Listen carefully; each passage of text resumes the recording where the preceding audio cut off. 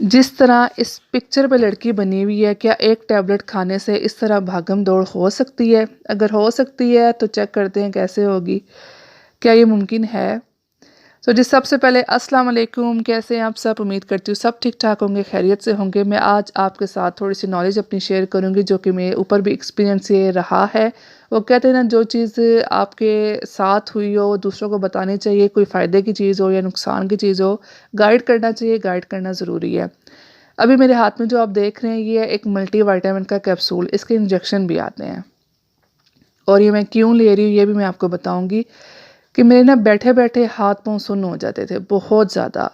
Even कि मैं अगर चाय का कप भी पकड़ती थी ना तो वो मेरे इस तरह उँगलियाँ होती थी जैसे कि पता नहीं क्या चीज़ है, जैसे कीड़ियाँ चल रही हैं मेरे हाथों में। इतने ज़्यादा स्वेल स्वेल भी हो जाते और सुन्न भी हो जाते, दोनों काम होते थे। पाँव की भी ये कंडीशन थी, टाँग की भी ये कंडीशन थी कि बाइक पे बैठूँ तो ऐसा लगता है जैसे पता नहीं कितनी भारी चीज़ें मेरी पाँव पे आई हुई है, मेरी टाँग पे आई हुई है।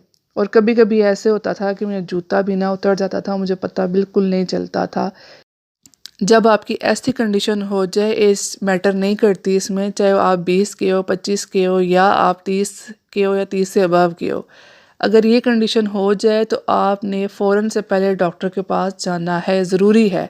आपने इसको लटकाना नहीं है, बिल्कुल भी लटकाना ना, फ़ौरन से पहले जाना है। क्योंकि जो लड़कियां होती हैं उनके थोड़े और काम होते हैं, वो घर के काम कर रही हैं, कोई जॉब कर रही है, कोई यूनिवर्सिटीज़ जा रही हैं, कॉलेज गोइंग है, अलग अलग उनकी अलग एक लाइफ है, वो अपनी अलग लाइफ जी रही हैं। पता नहीं उनको कौन सा स्ट्रेस है जो इस वजह से ये कंडीशन होती है। बट जो अम्मियाँ हैं, ख़ासकर जो मदर्स हैं, उनके साथ ये कंडीशन हो सकती है क्योंकि ज़ाहिर है बच्चे होते हैं, फिर थोड़ी सी वीकनेस होती है, वीकनेस के बाद वो अपना ख्याल सही तरीके से नहीं रखती हैं, बस बच्चों में मगन हो जाती हैं। इस वजह से कमज़ोरियाँ होती हैं, काफ़ी ज़्यादा होती हैं। तो मुझे भी ये लगता है कि मेरे अंदर भी, हालाँकि मैं खाना-पीना मेरा माशाल्लाह ठीक है, ड्राई फ्रूट्स हो गए, दूसरे फ्रूट्स हो गए और मेन प्रोटीन, कैल्शियम हर चीज़ जितनी भी है ना इन चीज़ों में वो मैं खाती-पीती रहती हूँ, लेकिन कमज़ोरी फिर भी हो जाती है। इतने ज़्यादा सुन्न होते थे, डॉक्टर के पास जाना पड़ा है, डॉक्टर ने कहा है कि कम से कम आपको 6 महीने ना ये कैप्सूल्स खाने हैं। और 6 महीने तक रेगुलर आपने खाने हैं, इसमें स्किप आपने नहीं करना। मुझे तो ये गाइड किया गया था कि आपने ना 15 दिन में 1 खाना है, लेकिन मैंने कहा डॉक्टर अब इतना भी मैं नहीं खा सकती, आप मुझे बताएँ कि मैं इसको ना मंथ वाइज़ खा लूँ तो ज़्यादा बेहतर है या फिर ज़रूरी है कि 15 दिन बाद खाया जाए। अगर 15 दिन बाद खाती तो 3 महीने खाना पड़ता, अगर मंथली खाना है तो 6 महीने तक। इसके बाद जी मेरी ये है कि कंडीशन ये हुई है कि मेरे जो हाथ-पाँव सुन्न होते थे ना वो नहीं होते। वो अल्हम्दुलिल्लाह बेहतर हो गया। बट आपने ये नहीं खाना। ये क्यों नहीं खाना? जब तक आप डॉक्टर के पास नहीं जाएँगे, उनको अपनी कंडीशन नहीं बताएँगे, तब तक आपने नहीं खाना। हर वो चीज़ जो कि आजकल हर कोई बताता है, मैंने काफ़ी यूट्यूबर्स को देखा है, काफ़ी मैंने इन्फ्लुएंसर्स को देखा है कि वो यही बताती हैं, ये मल्टीविटामिन्स है, ज़रूरी है आप खाएँ, ये कोलाजन है, आपके लिए बेहतर है, आप खाएँ। ऐसे बिल्कुल नहीं करना, जब तक आप डॉक्टर के पास नहीं जाएँगे तब तक आपको कुछ भी खाने की ज़रूरत नहीं है, मेरा पर्सनल एक्सपीरियंस है। अब मैं सेकंड शेयर करूँगी आपके साथ, ये कुछ टैबलेट्स हैं जो कि मैंने मंगवाई थी। बड़ी फ़ेमस टैबलेट्स हैं, ये सबको पता भी होगा, आजकल बड़े इसके एड्स चल रही है और जिस इन्फ्लुएंसर को देखो इसी का बता रही हूँ, मैंने भी मंगवा लिया, चलो अच्छी बात है, खा लूँगी। थोड़ी ये है कि जान-शान आ जाएगी, हेयर्स अच्छे हो जाएँगे, नेल्स अच्छे हो जाएँगे, जो इम्यून सिस्टम है वो थोड़ा बूस्ट कर जाएगा, बट ऐसा कुछ नहीं हुआ। मैं ख़राब हो गई हूँ ज़्यादा, पता नहीं मेरे अंदर कौन-सी चीज़ ज़्यादा थी, कौन-सी कम थी, मुझे भी नहीं पता। और जब तक टेस्ट ना हो पता नहीं चलता, या कंडीशन अपने डॉक्टर के साथ शेयर भी करें ना तो फिर वो आपको सही तरीके से गाइड करता है। मुझे ये पता है, अब ये पता है कि कभी भी किसी की रिकमेंडेशन पे ना टैबलेट मत लें, कुछ भी हो जाए। टैबलेट उस तरह लें जिस तरह अब सर का दर्द है, वो आप सबको ही पता है, हमें भी पता है, पैनाडोल ले लें, उसके बाद 2-3 और हैं, अभी तो मुझे नाम भी नहीं याद आ रहे। वो तो छोटी-मोटी गोलियाँ चलती रहती हैं, लेकिन जो मल्टीविटामिन्स की हैं या मिनरल्स की हैं वो बिल्कुल भी मत, किसी के कहने पे मत लें, क्योंकि हर किसी की कंडीशन अलग-अलग है। फिर बारी आती है जी इस एक और टैबलेट की। अच्छा, ये मेरी नहीं है, 3 मेरी टैबलेट्स हैं जो कि मैं खा रही हूँ और ये वाली जो मेरी सिस्टर की है। कुछ टैबलेट्स, कुछ मिनरल्स, कुछ विटामिन्स ऐसे होते हैं जो कि आपको प्रेगनेंसी में लेने पड़ते हैं, तो वो बिल्कुल अलग चीज़ होती है। वो रेगुलर बेस पे यूज़ नहीं कर सकती टैबलेट।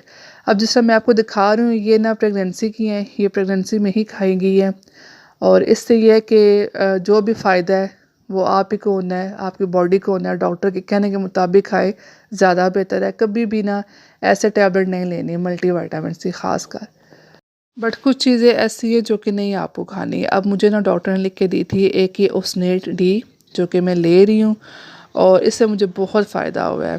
जो फ़ीफोल है ये मैंने खाई थी अपनी प्रेगनेंसी के दौरान और इससे भी काफ़ी फ़ायदा हुआ था प्रेगनेंसी के दौरान। ये आम दिनों में नहीं खा सकते, याद रखिएगा रेगुलर बेस पे। और मल्टीविटामिन्स होती हैं और प्रेगनेंसी के दौरान और होती हैं, दोनों को कभी मिक्सअप मत करें क्योंकि कुछ होती हैं ऐसी कि जो कि अगर जिसने आपको अगर काट लिया ना टैबलेट ने तो बड़ा नुकसान करेगी आपका। इतना नुकसान करेगी जितनी सोच है आपकी उससे भी ज़्यादा करेगी क्योंकि टैबलेट कोई अगर आपको नहीं करती ना, सूट नहीं करती, बड़े उसके साइड इफ़ेक्ट होते हैं। ये जो मैंने आपको सबसे बड़ी टैबलेट दिखाई ना जो मोटी सी शीशी में पड़ी हुई है, प्लास्टिक का एक जार है, तो इसने मेरी बड़ी ख़राबी की है। नेल्स अच्छे होंगे, बाल अच्छे होंगे, कोलाजन बढ़ेगा, ये होगा वो होगा, एक्टिव होंगे, कुछ भी नहीं हुआ, उल्टा ख़राब ही हुई हूँ। इतने ज़्यादा हाथ मुँह सुन्न हो गए हैं। तो कभी भी ना किसी के कहने पे ना मल्टीविटामिन्स नहीं लेनी है आपने। हमेशा डॉक्टर के पास जाएँ, वही अच्छा रेकमेंड करेगा। जूँ-जूँ उम्र गुज़रती है ना, आपकी जो बॉडी या जो आपकी विटी जो होती है ना आपकी, वो आहिस्ता-आहिस्ता कम होना स्टार्ट हो जाती है, आपकी एनर्जी कम होना स्टार्ट हो जाती है। तो दैट्स व्हाई डॉक्टर आपको बेस्ट रिकमेंड करेगा, आपकी एज के हिसाब से करेगा। ठीक है, दौरान जो खानी है वो पूरा जो एक ड्यूरेशन होता है उसके दौरान जो खानी है वो बिल्कुल अलग है। और ये ख़ास कर उन औरतों के लिए ज़रूरी है जो कि जिनके बच्चे हो चुके हैं, उन माओं के लिए काफ़ी ज़्यादा ज़रूरी है विटामिन्स लेना, मिनरल्स लेना, मल्टीविटामिन्स लेना बहुत ज़्यादा ज़रूरी है क्योंकि मैं इतना ख़्याल नहीं रखती अपना। मैंने देखा ना कि मैं ख़ुद भी माँ हूँ, मैं भूल जाती हूँ। अब मैं दूध पीना मैंने स्टार्ट किया था फिर मैं भूल गई। अब मैंने फ्रूट खाना स्टार्ट किया था फिर मैं भूल गई। फिर मुझे याद आया क्यों ना मैं एक चार्ट बना के रखूँ जिसमें ना अपनी चीज़ों को शामिल करूँ रेगुलर बेस पे ना। कभी कौन सा फ्रूट खाऊँ, कभी कौन सा खाऊँ, कभी सैलड खाऊँ, मीन के अलग अलग चीज़ें ना चार्ट बना के रखूँ, उसके मुताबिक खाया करूँ। थोड़ा खाऊँ अच्छा खाऊँ, ये सब ये जो है ना एक बात, थोड़ा खाओ अच्छा खाओ अपने जहन में रखें तो इंशाल्लाह इन चीज़ों की ज़रूरत भी नहीं पड़ेगी। लेकिन ज़रूरत पड़ती है 30s के बाद, काफ़ी ज़्यादा प्रॉब्लम्स फेस करने पड़ते हैं। जो लोग रेगुलर बेस पे एक्सरसाइज करते हैं वो तो फिट रहते हैं माशाल्लाह से। जो एक्सरसाइज नहीं करते तो जो अपनी डाइट का ख्याल नहीं रखते उनको फिर ना किसी ना बीमारी ना कोई पकड़ में ले लेती है। कोई डिप्रेशन में जा रहा है, कोई माइग्रेन में जा रहा है, किसी को बीपी हाई का इशू है, काफ़ी डिफरेंट इशू पैदा हो जाते हैं। सो अपना ख्याल रखें, ख़ासकर अपनी डाइट का ख्याल रखें। डाइट अच्छी होगी तो आपकी सेहत भी अच्छी होगी, आपकी स्किन भी अच्छी होगी, स्किन ग्लो भी करेगी। ये भी एक आपको बात बताऊँ। बाकी डॉक्टर्स मौजूद हैं, हर कोई डॉक्टर नहीं है, ठीक है। जो मेकअप का, अगर जिसको मेकअप का पता है ना तो वो सिर्फ मेकअप की ही इंफॉर्मेशन दे सकता है और जिसको आपकी फ़िज़िक का पता है, आपकी हेल्थ का पता है, वो वही दे सकता है। जो दांतों का डॉक्टर है वो दांतों का ही बता सकेगा, वो आपकी स्किन आपकी फ़िज़िक के बारे में नहीं बता सकेगा। तो इस बात को समझें, जो जिस चीज़ के लिए बनाया गया उसके पास जाएं। हर किसी के कहने पे ना ऐसी चीज़ें मत खाएं जो कि आपको नुकसान दे।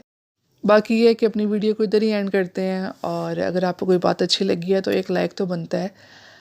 अच्छा, मैं सोच रही हूँ जो 30s की सीरीज़ है ना उसको मैं कंटिन्यू ही करूँ। अब उसमें कपड़े भी शामिल आएंगे, शामिल होंगे, उसमें मल्टीविटामिन्स भी एक हो चुका है। उसके बाद मेकअप की तरफ भी जाएंगे, स्टाइलिंग की तरफ भी जाएंगे। मुझे लगता है मुझे 30s की ना पूरी सीरीज़ अब बनानी चाहिए कि जो मैंने खुद एक्सपीरियंस कर लिया आप लोगों के साथ भी इंशाल्लाह शेयर करूँगी। सो अगर आप न्यू हैं तो सब्सक्राइब किए बगैर बिल्कुल ना जाइएगा, चैनल को ज़रूर लाइक करें, चैनल को बल्कि सब्सक्राइब करें, वीडियो को लाइक करें। मिलते हैं नेक्स्ट वीडियो में, तब तक अपना ख्याल रखें, अपने घर वालों का ख्याल रखें। अल्लाह हाफिज़।